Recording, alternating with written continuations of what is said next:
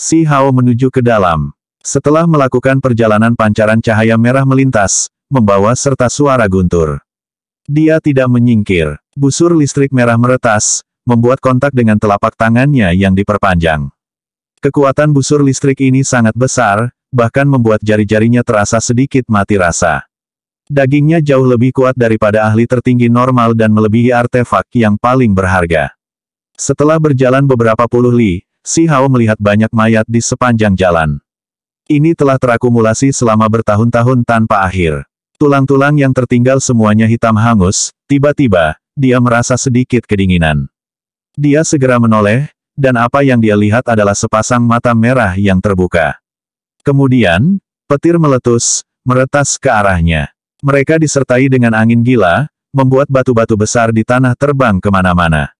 Ini adalah makhluk yang tidak lemah. Si Hao berdiri menyamping, menghindari aliran listrik ini adalah seekor ikan.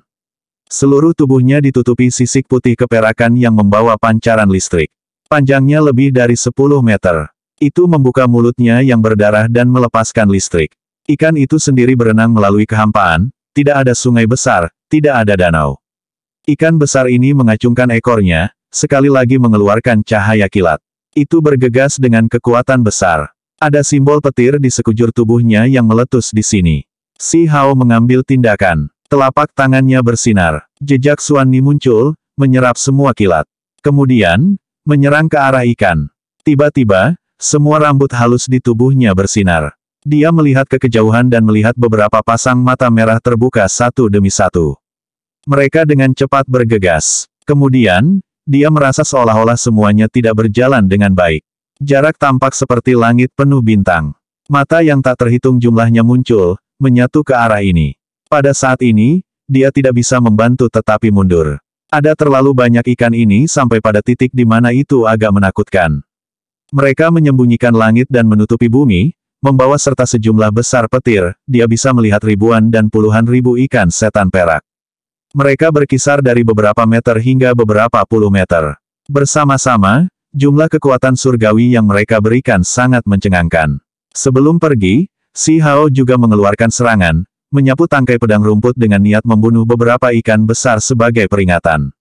Si Hao berbalik dan melihat bahwa beberapa ikan besar di bagian paling belakang seukuran gunung, menyeramkan dan menakutkan saat mereka menggerakkan ekornya di kehampaan, binatang buas besar di lautan terlalu besar. Hal yang paling menakutkan adalah satu atau dua dari mereka menyalakan api surgawi mereka. Petir yang mereka lepaskan sangat mencengangkan. Pada saat berikutnya, Si Hao meningkatkan kecepatannya. Begitu dia pergi, lautan petir meledakkan tempat dia awalnya berdiri. Si Hao melarikan diri ke kejauhan. Tidak perlu bertarung, karena terlalu banyak ikan, jadi tidak mungkin dia bisa membunuh semuanya. Selain itu, bahkan ada ahli tingkat dewa di belakang, membuatnya cukup berbahaya. Kawanan ikan yang padat mengejarnya, tidak mau menyerah. Hanya setelah melakukan perjalanan lebih dari 100 li mereka menyerah, karena mereka tidak bisa melihat jejak Si Hao lagi. Si Hao menuju lebih dalam dan lebih dalam, merasa seperti pulau iblis menakutkan. Dari waktu ke waktu, cahaya menyilaukan akan melesat di udara, seolah-olah ada celah di kekosongan. Itu sudah cukup untuk mengancam para ahli tertinggi. Semakin jauh dia bergerak, semakin tebal kabut elektromagnetiknya. Sangat sulit bagi orang normal untuk bertahan. Sepanjang jalan, dia melihat banyak mayat, beberapa yang belum lama mati. Beberapa hari kemudian, dia menemukan mercusuar. Itu sangat terang di kabut kehitaman, seperti nyala api surgawi yang melompat. Itu membuatnya agak ragu. Dia dengan hati-hati mendekatinya. Dia melihat pagoda tulang yang memancarkan cahaya lembut. Ini adalah formasi yang dibentuk oleh seseorang. Beberapa pembudidaya duduk di sini, mengambil dan mengirimkan energi dasar untuk pulih dari cedera mereka. Si Hao memastikan bahwa ini bukan semacam jebakan, dan kemudian dia mendekat. Ada beberapa lusin orang yang pulih di sini. Beberapa orang membuka mata mereka, tetapi setelah melihatnya, mereka menutup mata mereka lagi. Ada beberapa orang lain yang mengobrol dengan suara lembut, mendiskusikan keuntungan mereka di area berbahaya. Si Hao dengan pikiran terbuka meminta bimbingan, menanyakan apa yang terjadi dengan pagoda tulang ini. Ada banyak hal yang dia tidak mengerti. Wilayah berbahaya itu sangat berbahaya. Ini adalah pagoda tulang yang ditinggalkan oleh beberapa ahli di masa lalu ketika mereka mengisolasi diri di sini. Itu menjadi tempat perlindungan bagi mereka yang datang setelahnya. Seseorang menjelaskan, ada beberapa tempat seperti ini. Mereka mirip dengan mercusuar, bertindak sebagai panduan bagi mereka yang akan datang. Selama tahun-tahun tanpa akhir, beberapa pembudidaya datang ke sini untuk mengasah diri dan mencari peluang alami. Begitu mereka mendapatkan beberapa jenis wawasan, mereka akan membuka gua atau mengatur beberapa formasi. Kemudian, gua dan formasi tersebut digunakan oleh generasi selanjutnya dan terus dimodifikasi. Mereka kemudian berubah menjadi mercusuar yang bersinar. Si Hao mengangguk. Tempat-tempat seperti ini dengan jenis jejak ini relatif lebih aman. Begitu seseorang memasuki kedalaman area terlarang, pasti tidak akan ada perlindungan seperti ini. Dia melihat sebuah lukisan yang tertancap di sebuah pagoda tulang.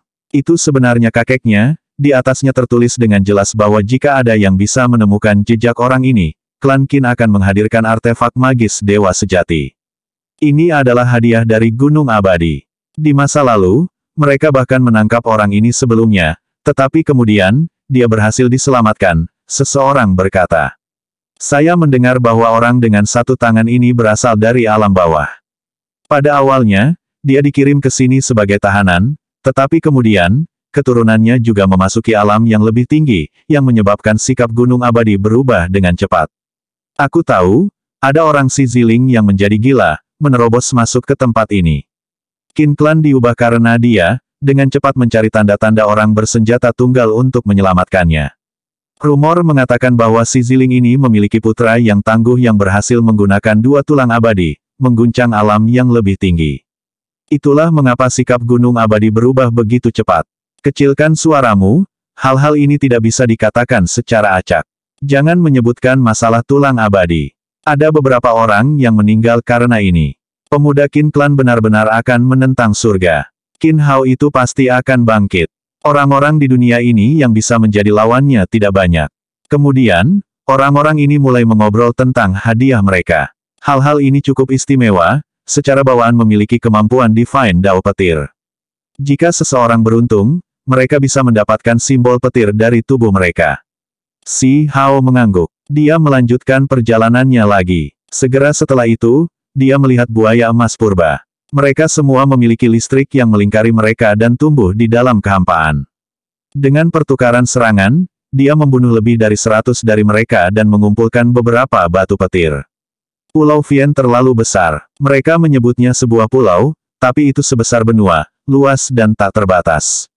Makhluk-makhluk di sini semuanya dikaitkan dengan petir dan sangat ganas. Setiap ras memiliki ahli tertinggi atau figur tingkat tinggi yang mengawasi mereka.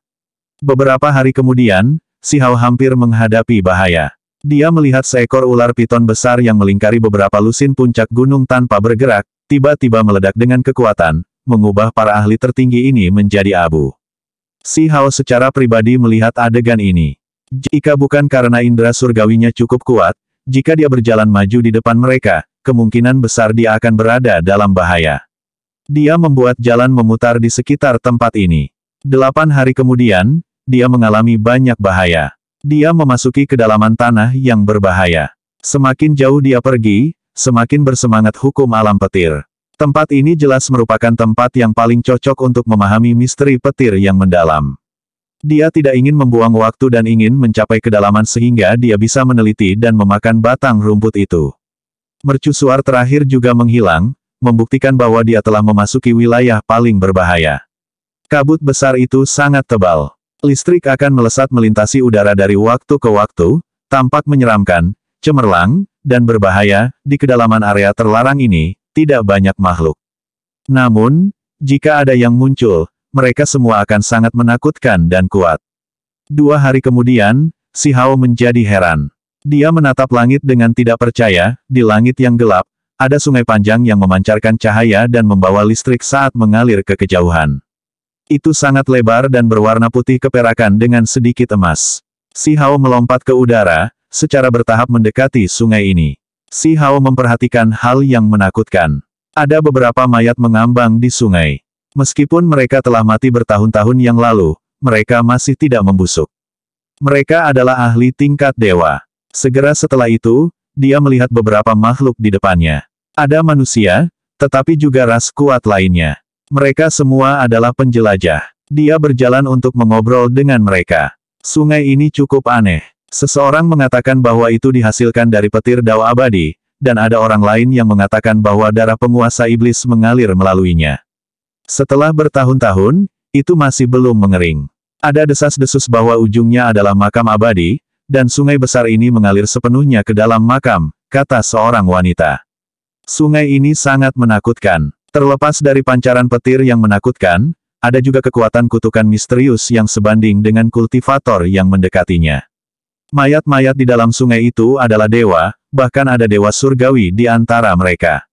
Jumlah mereka yang mati di zaman kuno tidaklah sedikit. Pada akhirnya, semua mayat jatuh ke sungai ini, jawab seseorang. Dikatakan bahwa ini juga merupakan jenis peluang.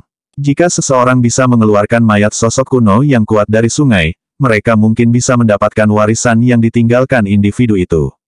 Tentu saja, kemungkinan besar seseorang akan mati tersambar petir atau mati karena infeksi kutukan. Itu terlalu sulit untuk dicapai. Ayo pergi dan melihat monumen di dalam kota kuno yang ditinggalkan oleh penguasa iblis. Uji kekuatan kita sedikit, seseorang berkata. Si Hao mengikuti mereka, karena jika dia bepergian sendiri, dia tidak akan tahu apa-apa tentang tempat ini. 2 hari kemudian, mereka mengikuti aliran surgawi ini ke sebuah kota kuno. Itu terletak tepat di samping sungai ini, mereka mengatakan itu adalah sebuah kota, tetapi lebih baik menyebutnya reruntuhan. Semua bangunan praktis runtuh, dan hanya ada tembok kota yang masih berdiri di luar. Terlepas dari ini, ada sebuah monumen yang bersinar di tengah reruntuhan. Itu juga terletak di alun-alun kota kuno. Tak disangka tingginya 3000 zang, tinggi dan megah. Dikabarkan bahwa struktur ini mewakili 3000 provinsi dengan masing-masing zang setara dengan satu provinsi. Tak disangka ada banyak orang di sekitar tempat ini. Mereka semua berdiskusi di antara mereka sendiri, dan beberapa orang cukup bersemangat. Si Hao tidak mengerti dan meminta bimbingan orang lain. Struktur ini secara pribadi didirikan bertahun-tahun yang lalu oleh penguasa iblis terbesar sendiri. Itu bisa memeriksa kekuatan individu, bakat, potensi, dan faktor lainnya. Lihat, ada cahaya berkelap-kelip di bagian paling atas dengan cara yang menyilaukan. Beberapa nama yang mengguncang dunia TR tinggal di sana, seorang pria paruh baya berkata. Si Hao terkejut, siapa Qin Changsheng? Setelah hati-hati memeriksanya, dia melihat bahwa bagian tertinggi dari monumen ini dibagi menjadi beberapa wilayah. Ada beberapa nama dalam satu wilayah yang sangat brilian. Dewa Surgawi Abadi. Dia telah mengunjungi tempat ini ketika dia masih muda, kata seseorang dari samping. Si Hao terguncang dalam hati. Bahkan Dewa Surgawi Abadi datang ke sini sebelumnya untuk menguji dirinya sendiri. Lihat, ada beberapa nama raksasa zaman kuno lainnya. Nama mereka telah mengguncang masa lalu dan masa kini. Beberapa dari mereka masih hidup sampai sekarang. Lihat seberapa tinggi peringkat mereka, semua orang berkomentar dengan penuh semangat. Si Hao dalam hati terguncang. Dia melihat nama yang familiar, Qin Hao. Itu bahkan lebih cemerlang dari nama Dewa Surgawi Abadi Qin Changsheng, telah bertahun-tahun yang tak terhitung jumlahnya telah berlalu. Mereka menghasilkan Qin Hao ini yang melebihi Dewa Surgawi Abadi. Banyak orang menghela nafas memuji. Mereka yang dapat meninggalkan jejak cemerlang akan segera mengguncang dunia. Seseorang berbicara, sangat tersentuh. Adakah yang bisa menguji diri mereka sendiri di sini? Tidak akan ada bahaya kan? Seorang wanita muda bertanya, sedikit malu. Ada seorang penatua di sampingnya. Dia jelas seorang murid dari sekte besar yang datang ke sini untuk berlatih. Jadi ada seseorang yang melindunginya. Tidak akan ada bahaya. Siapapun dapat menguji kekuatan, bakat, potensi, dan faktor lainnya, jawab seorang wanita tua. Si Hao melihat jejak nama banyak orang. Ada beberapa raksasa yang bertahan sejak zaman kuno hingga sekarang, mengguncang alam yang lebih tinggi dengan kekuatan mereka. Dia juga sedikit tertarik, ingin mencobanya. Semangat beberapa anak muda terangkat, bersemangat untuk mencoba ini. Mereka semua ingin meninggalkan nama mereka di monumen dan melihat seberapa tinggi peringkat mereka sendiri. Mereka ingin tahu apakah pancaran yang menyilaukan akan dilepaskan. Seorang anak muda berjalan. Bagian bawah kakinya bersinar, meninggalkan simbol satu demi satu di permukaan tanah. Dia akan menguji kekuatannya sendiri, jadi dia menggunakan metode terhebatnya, meledak dengan seluruh kekuatannya untuk menyerang monumen batu. Sebuah suara besar terdengar di udara. Seberapa tinggi peringkat saya? Pemuda itu melangkah mundur, ekspresi penuh harapan di wajahnya saat dia mencari namanya sendiri. Namun, setelah waktu yang lama berlalu, tidak ada yang muncul, membuatnya cukup tercengang. Yang lain juga menggelengkan kepala. Apakah monumen ini sudah ada terlalu lama dan semacam masalah terjadi? Kalau tidak, bagaimana mungkin nama saya tidak ada di sini? Pemuda itu bertanya, merasa sedikit kecewa. Beberapa pembudidaya yang lebih tua segera tertawa. Di antara mereka, seorang wanita tua berambut hijau yang membawa tongkat pohon kurma berkata, tidak semua orang bisa meninggalkan nama mereka di monumen. Itu hanya mempertahankan 3 juta nama pertama. Wajah anak muda itu segera menjadi merah dan dia mengepalkan tinjunya. Dia tiba-tiba bahkan tidak memiliki kualifikasi. Jangan merasa malu. Jarang sekali nama seseorang muncul di monumen kuno setelah bertahun-tahun. Mereka yang bisa melakukannya adalah semua jenius yang mengguncang dunia, seorang penatua dengan ramah menghibur. Ini adalah peringkat yang telah terakumulasi dari zaman kuno hingga saat ini.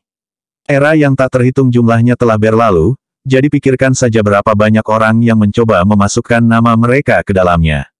Ini benar-benar peringkat yang menakutkan, kata wanita tua berambut hijau itu sambil tertawa. Ketika dia mengatakan ini, pemuda itu segera merasa jauh lebih baik, tidak lagi merasa malu. Ini adalah akumulasi dari 3.000 provinsi sejak bertahun-tahun yang lalu tanpa akhir. Sebab, jika dirata-ratakan, berarti satu provinsi hanya bisa dihuni 1.000 orang. Jika itu kemudian didistribusikan ke beberapa ribu era, maka itu berarti bahwa bahkan jenius nomor 1 dari satu generasi di provinsi itu tidak akan dijamin mendapat tempat di monumen itu. Semua orang menghela nafas. Jika ini benar-benar mewakili peringkat ke-3.000 provinsi, itu akan terlalu mencekik. Biarkan aku mencobanya, seorang anak muda berambut ungu berjalan. Dia bukan dari ras manusia. Ada lapisan baju besi emas di sekitar tubuhnya yang berbentuk seperti manusia, tetapi memiliki 8 lengan. Monumen itu dibagi menjadi 3 wilayah, menguji kekuatan, bakat, dan potensi.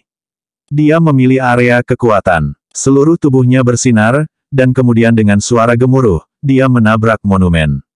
Semua orang mundur. Mereka bisa merasakan kekuatan yang luar biasa dan denyut simbol yang mengintimidasi. Namun, ketika serangan itu berakhir, dia mundur selangkah, tetapi tidak ada gerakan yang muncul di monumen. Nama belakang terus terukir di sana tanpa perubahan apapun. Bahkan serangan dari kekuatan makhluk berdarah murni tidak bisa memeras nama orang terakhir.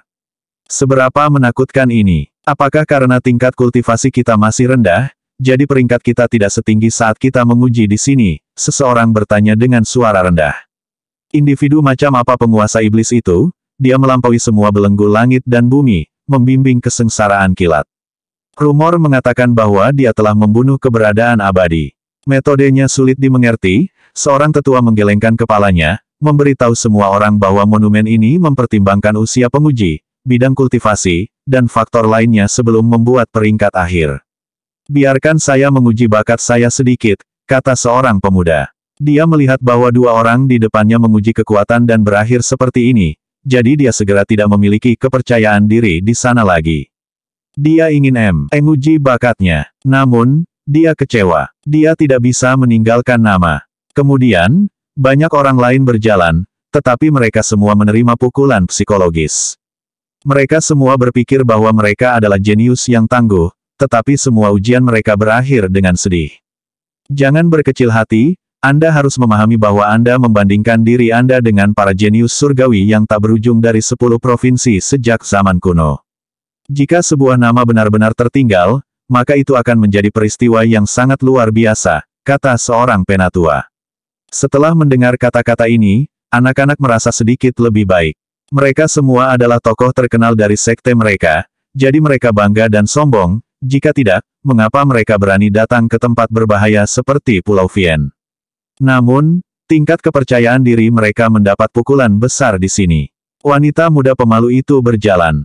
Dia terlihat sangat lemah, tetapi orang-orang memperhatikan bahwa ketika dia menguji bakat alaminya, ada beberapa suara dao yang bergetar. Darah berharga di dalam dirinya melepaskan lampu hijau. Itu menghasilkan reaksi dengan monumen, Anda dapat meninggalkan nama Anda." Banyak orang berteriak ketakutan. Akhirnya ada satu orang di antara kelompok jenius di sini. "Cepat, tulis namamu," kata tetua di sebelahnya, tampak sangat bersemangat. Wanita muda itu terkejut. Jari-jarinya sedikit gemetar saat dia menuliskan dua kata, King Yu. Kemudian, cahaya warna-warni memudar, mengukirnya ke dalam monumen besar. Dia sebenarnya adalah King Yu, wanita muda jenius yang terkenal dari Flood Dragon Rache. Namanya telah mengguncang seluruh provinsi 5 elemen, seseorang yang pernah didengar semua orang. Bahkan wanita muda tipe ini yang reputasinya mengguncang provinsi hanya bisa meninggalkan namanya di tempat ini. Peringkatnya tidak terlalu tinggi, ketika semua orang melihat monumen itu lagi, mereka semua menunjukkan ekspresi kekaguman. Ini hanyalah ketinggian yang tidak terjangkau. Jenius kuno dari 10 provinsi yang berkunjung ke sini benar-benar brilian, mempesona sampai-sampai orang merasakan dorongan untuk menyembah mereka. Ini terutama benar ketika mereka melihat nama Qin Hao di atas sana. Pikiran semua orang bergetar hebat. Semakin mereka mengerti, semakin banyak ketakutan yang mereka rasakan. Perbedaan di antara mereka terlalu besar. Gunung Abadi benar-benar tangguh, mereka benar-benar menghasilkan monster seperti itu, monster dengan bakat alami peringkat nomor 1 sejak zaman kuno. Semua orang berkata dengan lembut. Mereka semua melampiaskan perasaan pahit mereka. Ketika mereka pertama kali melihat monumen ini, mereka tidak terlalu memikirkannya, tetapi sekarang, mereka semua merasakan gelombang tekanan yang membebani dada mereka, seolah-olah mereka dihadapkan pada legenda abadi. Peringkat Qin Hao dalam bakat lebih tinggi dari Dewa Surgawi Abadi Qin Changsheng, peringkat nomor 1 bersama dua individu lainnya. Nama-nama dua lainnya tidak dikenal, semua orang kuno yang belum dibicarakan di dunia selanjutnya. Legenda mengatakan bahwa mereka adalah nama samaran. Mereka mungkin datang dari negara surgawi, istana abadi, atau tempat-tempat seperti itu. Ini adalah seseorang yang sangat beruntung. Dia pasti akan menjadi dunia yang mengguncang keberadaan terlarang, kata seorang penatua. Jangan merasa putus asa. Pemuda itu memiliki 2 tulang abadi, seorang raja di antara makhluk tertinggi bawaan. Saingannya tidak terbatas pada era ini, dan dia malah terlihat melampaui zaman kuno dan sekarang. Beberapa tokoh generasi tua mengatakan untuk membantu anak-anak muda di sini menjadi kurang putus asa. Mengapa dia tidak menguji kekuatannya? Seorang anak muda bertanya dengan suara lembut. Rumor mengatakan bahwa kedua tulangnya belum sepenuhnya beresonansi satu sama lain, dan mereka masih tumbuh dan selaras. Setelah beberapa waktu, dia akan kembali untuk mengambil peringkat nomor 1 dari peringkat kekuatan 10 provinsi, kata seorang tokoh generasi yang lebih tua.